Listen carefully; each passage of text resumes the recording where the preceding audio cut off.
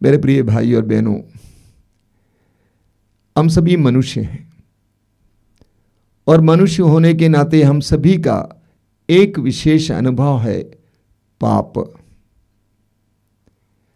इस संसार में कोई भी मनुष्य ऐसा नहीं होगा जिसने पाप का एहसास ना किया हो।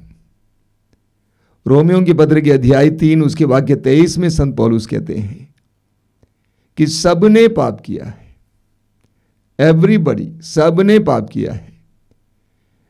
स्तोत्रकार कहते हैं स्तोत्र 51 उसके वाक्य 7 में, मैं अपनी माता के गर्भ से ही पापी। तो मनुष्य का यह अनुभव है पाप। हर मनुष्य किसी न किसी तरह के पाप और अपराध का शिकार जरूर हुआ है। दूसरी तरफ हम इस तरह के कार्यक्रमों के द्वारा, प्रार्थनाओं के द्वारा प्रभु की कृपा प्राप्त करना चाहते हैं।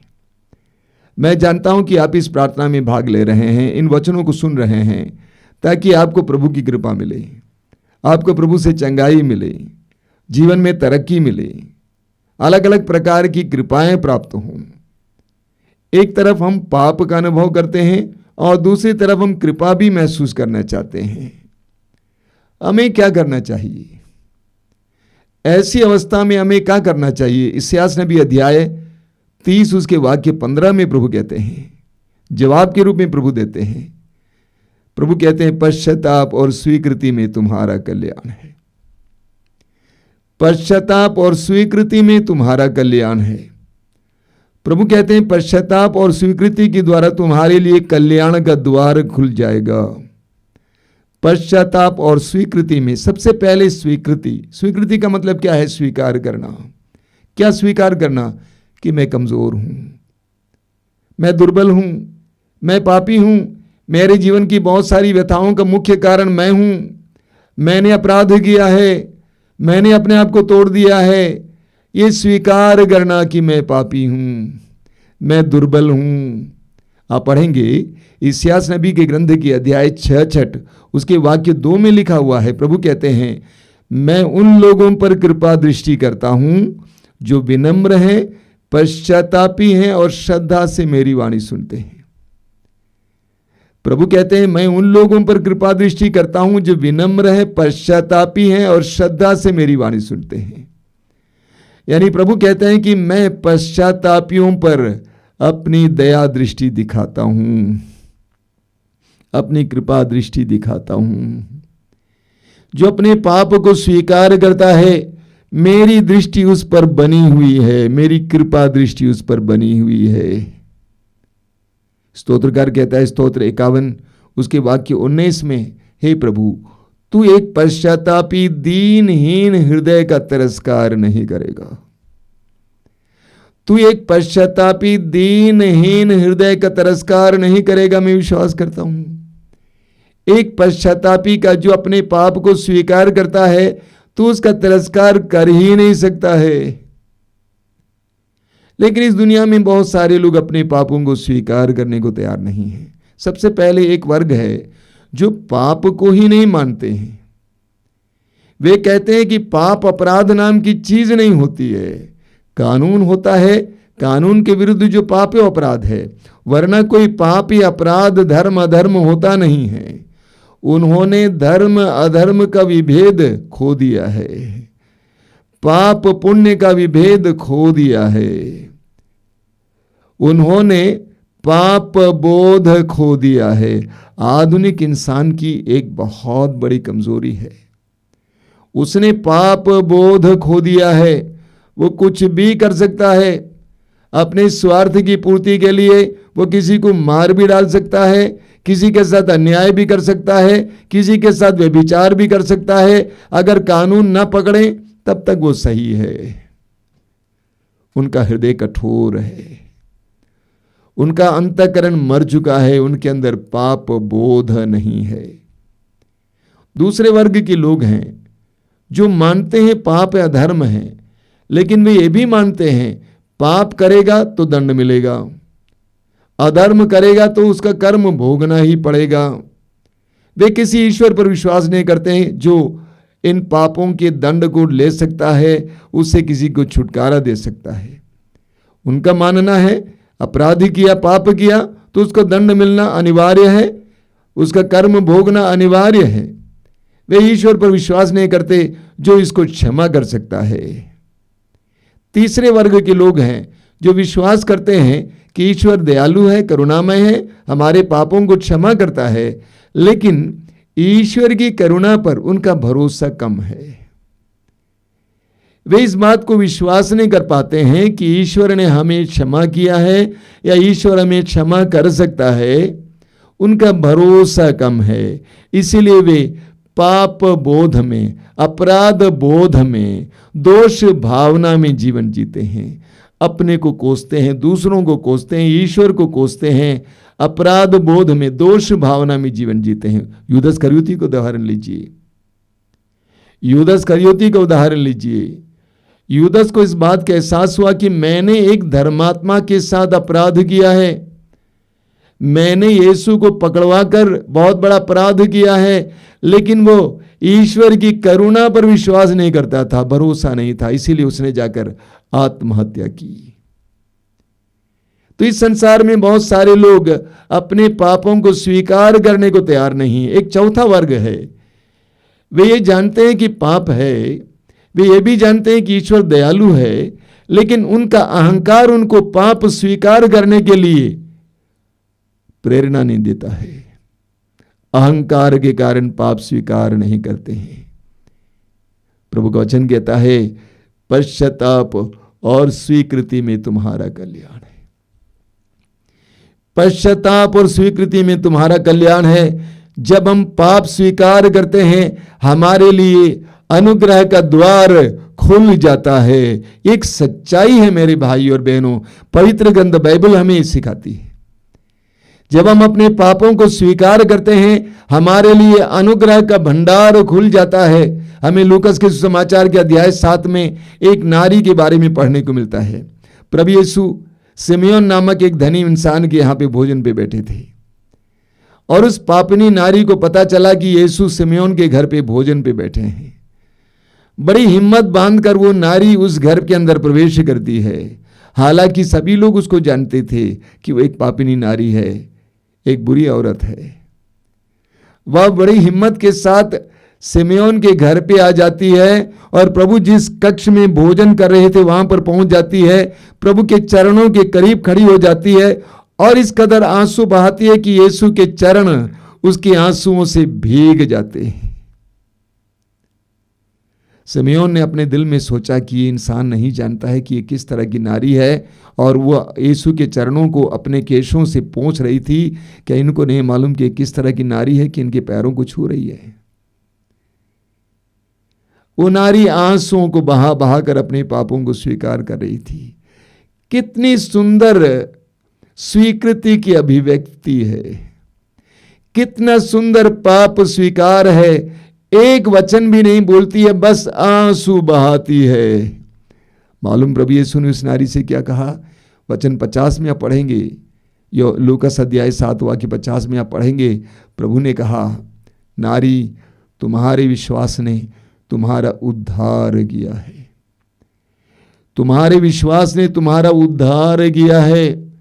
उस नारी ने विश्वास किया, यदि मैं यीशु नाज़री के पास जाऊंगी, वो मेरे पापों और अपराधों के उस ढेर से, उस बोझ से मुझे छुटकारा देगा और मैं एक नई जिंदगी फिर शुरू कर पाऊंगी। उसने विश्वास किया कि यीशु मेरे पापों को क्षमा करेंगे, मेरे पाप के बोझ को मुझ पर से उतार देंगे। और प्रभु ने कहा, तुम्हारे विश्वास ने तुम्हारा उद्धार किया है, तुम्हारे पाप के बंधन से तुम स्वतंत्र हो गई हो। पाप के बंधन से, पाप के बोझ से, पाप के कलंक से, दाग से तुम स्वतंत्र हो गई हो, तुम आजाद हो गई हो, मुक्ति प्राप्त कर चुकी हो। बोलिए हालेलुया, हालेलुया, हालेलुया, हालेलुया।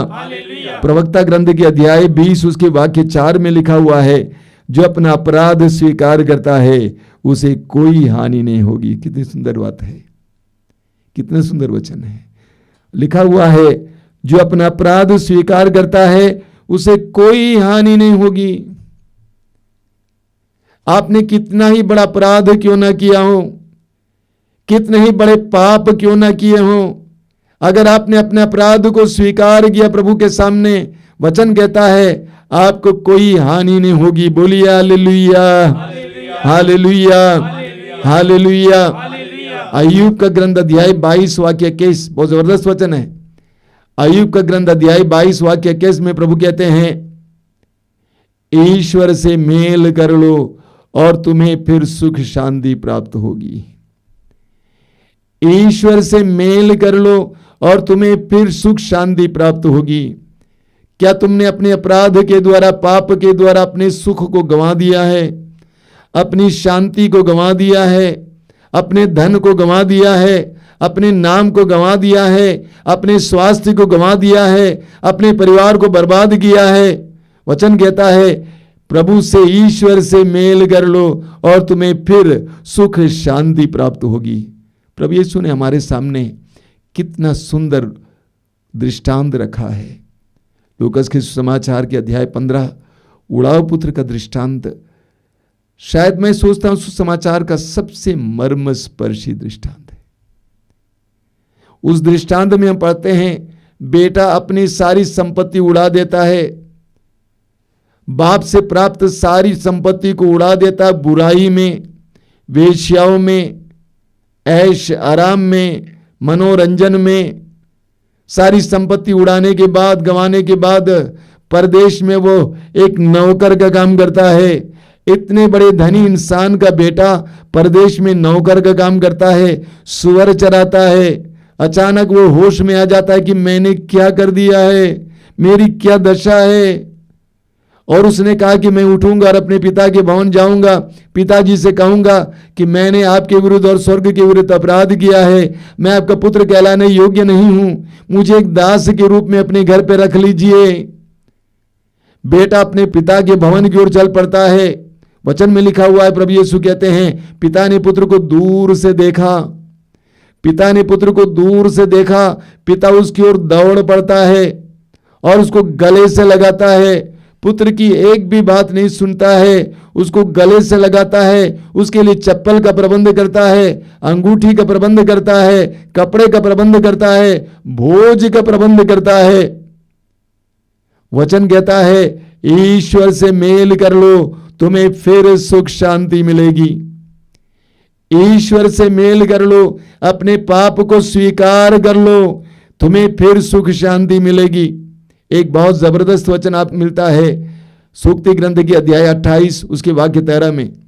सूक्ति ग्रंथ की अध्याय 28 वाक्य 13 में प्रभु क्या कहते हैं, जो अपने पाप को छिपाता है वह कभी उन्नति नहीं करेगा। जो अपने पाप को छिपाता है वह कभी उन्नति नहीं करेगा, लेकिन जो उसको प्रकट करता है, उसको स्वीकार करता है और उसका परित्याग करता है, उस पर दया की जाएगी। प्रभु कहते हैं जो अपने पाप को छिपाता है वो कभी उन्नति नहीं करेगा। बहुत सारे लोग अपने पापों को छिपाते हैं, अपने पापों को छिपाने के लिए सबको शांत करते हैं, मौन करते हैं, कोई नहीं बोलना। अपने पाप को छिपाते हैं ये सोचकर किसी ने नहीं देखा, सिर्फ उसको मालूम है और मुझे मालूम है और किसी को नहीं मालूम है। सोचता है कि इसको छिपा लूंगा और भी उपाय ढूंढते रहते हैं अपनी जिंदगी की परेशानियों के लिए। और मैं लोगों से कहता हूं कोई दूसरा उपाय नहीं है, कोई दूसरा उपाय नहीं है। पाप स्वीकार करना होगा। मैं लोगों से बोला करता हूं जब तक आपके अंदर पाप निवास करेगा आप बेचैन रहेंगे, परेशान रहेंगे। जब तक पाप आपके अंदर निवास करेगा आप बेचैन रहेंगे, परेशान रहेंगे। कोई दूसरा रास्ता नहीं है, उसको निकालना होगा। वो कैंसर की तरह है, वो कैंसर की तरह है जो आपको बर्बाद करेगा, आपको मार डालेगा। इसीलिए उसको स्वीकार करना, उसका परित्याग करना जरूरी है। जब तक पाप आपके अंदर है आपकी उन्नति नहीं होगी, वचन कहता है।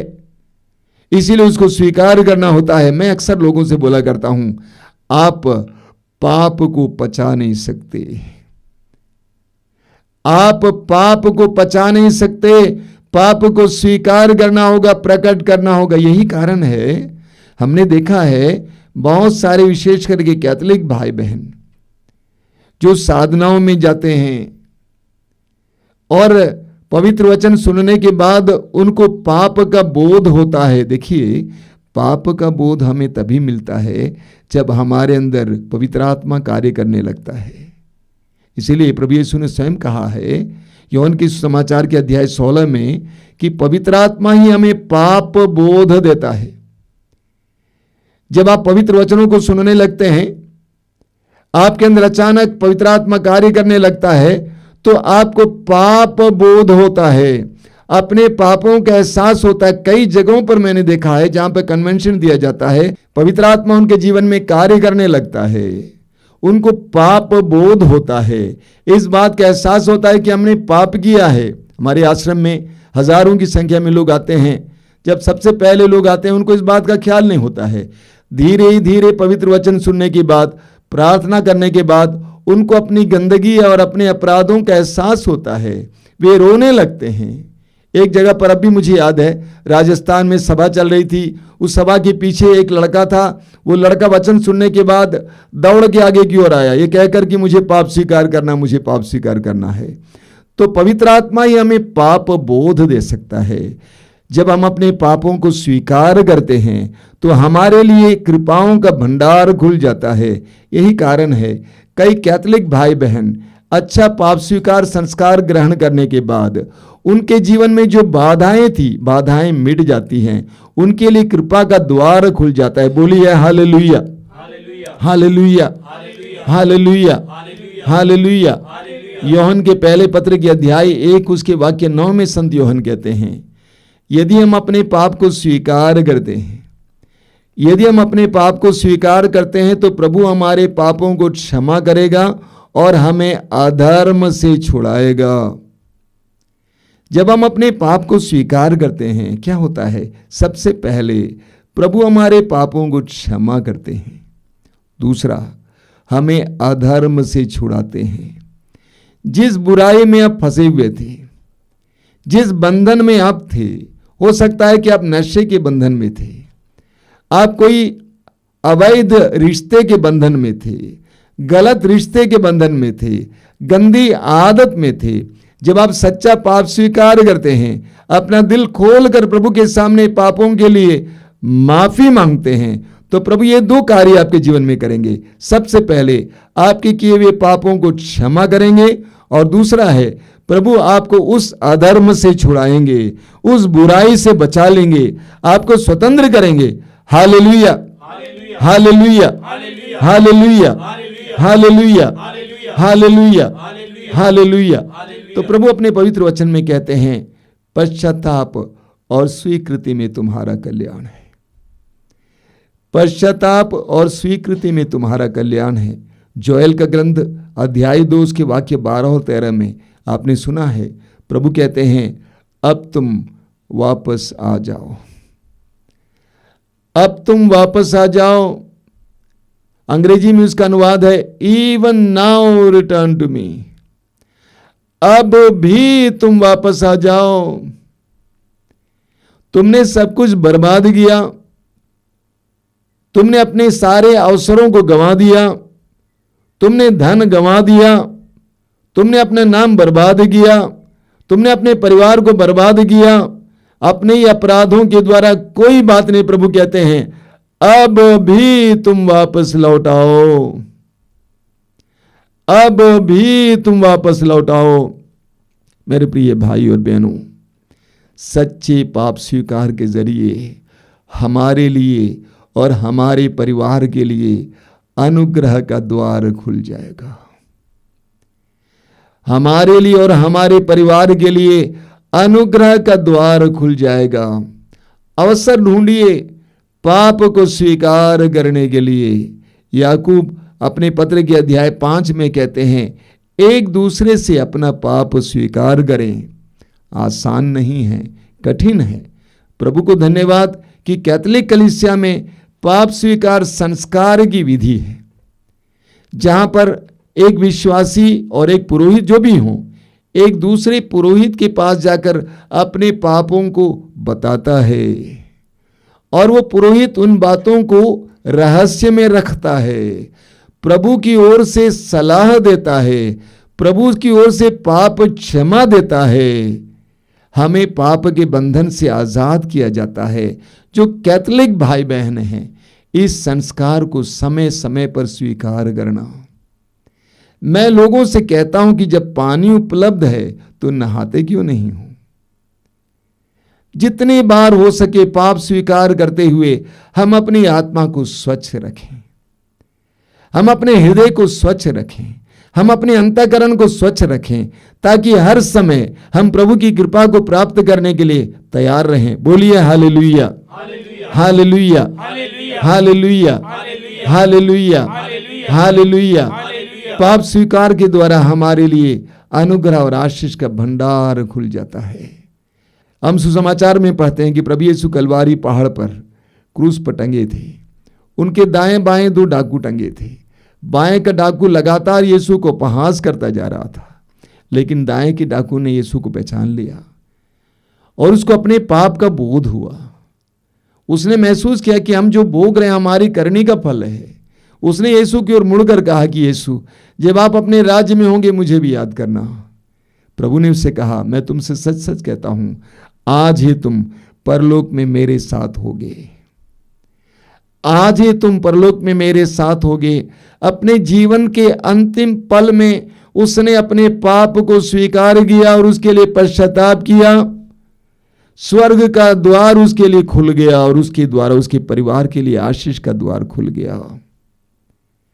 हर बार जब हम प्रभु के सामने अपने पापों को स्वीकार करते हैं, हमारे लिए अनुग्रह का द्वार खुल जाता है।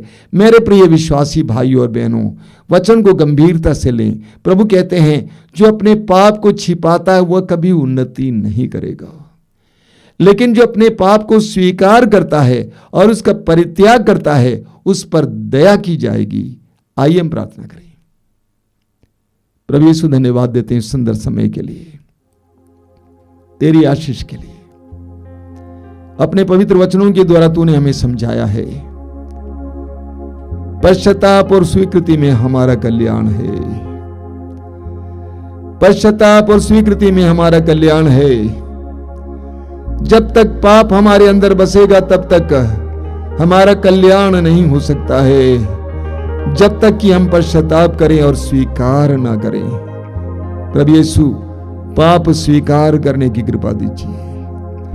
हमें नम्र बनाइए, हमें सच्चाई को जानने की कृपा दीजिए कि हमारे जीवन की कई विपत्तियां, परेशानियां हमारे ही पापों से आती हैं। अपने पापों के लिए क्षमा मांगने, माफी मांगने के लिए हमें कृपा देना। पश्चाताप करने, अपने पापों को स्वीकार करने की कृपा देना। यीशु, हमें कृपा देना, सच्चे पाप स्वीकार के लिए कृपा देना, ताकि हमारे लिए और हमारे परिवार के लिए अनुग्रह का द्वार खुल जाए, आशीषों का द्वार खुल जाए। आमीन।